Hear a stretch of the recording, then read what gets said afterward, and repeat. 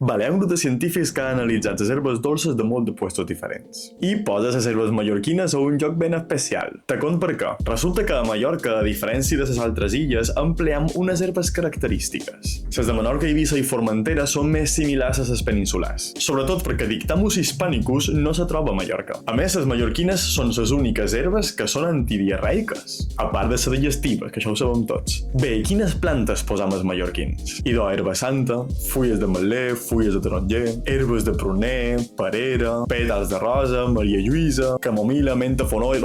Aquí cada família fa la seva. Però una cosa trista que conclou l'estudi és que cada vegada feim herbes amb menys diversitat floral. Hem passat d'emplear unes 14 a unes 4 herbes.